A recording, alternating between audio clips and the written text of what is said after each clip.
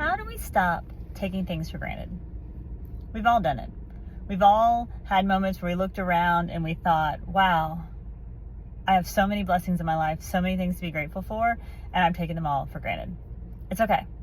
It's common practice that all of us engage in. And the reason we do it is actually called habituation. So I talk about habits all the time. Good habits you need to set to accomplish what you want in your life. But habits can also be bad, which we all know. But we often associate bad habits with things that are bad for us. Like, oh, I have a habit of hitting the snooze button, or I have a habit of eating unhealthy. But habits in the form of habituation can also be very bad because it takes things that we used to really enjoy and it makes them something that we are so accustomed to, it's almost like a habit. So let me give you an example. Have you ever walked into a bakery or somewhere that's cooking like cinnamon rolls or fresh bread, and when you walk in, you're like, wow, that smells incredible. But then as you stay there, you don't smell it anymore. Well, if you walked outside and came back in, that smell would come back. It may not be as strong, but the smell would come back. And the reason that happens, that phenomenon, is habituation, because you get used to it and you don't notice it anymore. And we do it with not just smells, but things in our life. So think about the first time you moved into a house. You moved into your house, maybe you loved the kitchen, maybe you loved the master bedroom, maybe there was an awesome bathtub in your master bath. Well, now if you've lived there a couple of years, you don't notice that anymore. You're like, oh, I wish my kitchen was bigger. Oh, I wish my master bath, also had a shower that had two heads, or whatever that looks like, because you get used to it. So what do?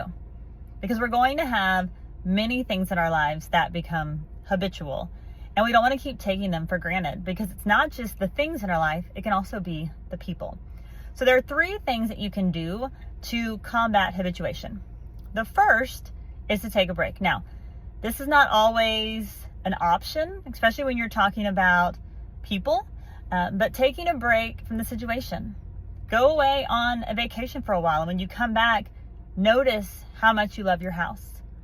Or that's the same reason where they say, absence makes the heart grow fonder, because when you take a break, when you're away from someone for a short period of time, then you break that habituation cycle and you appreciate them more.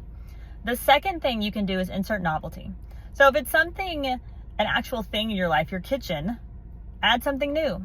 Put in some fresh flowers, rearrange some of the things you have on your counter, insert some novelty, insert something new to make it interesting and exciting. If it's a person, do something y'all don't normally do together.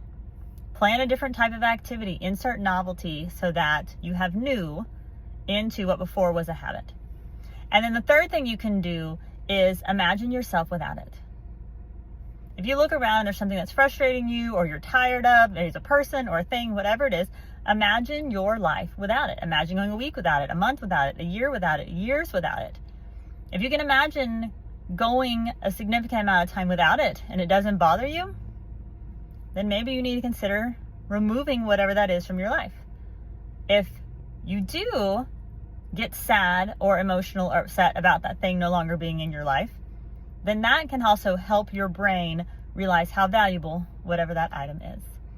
So stop worrying so much about taking things for granted, and instead worry about how you can change it so you don't take it for granted anymore.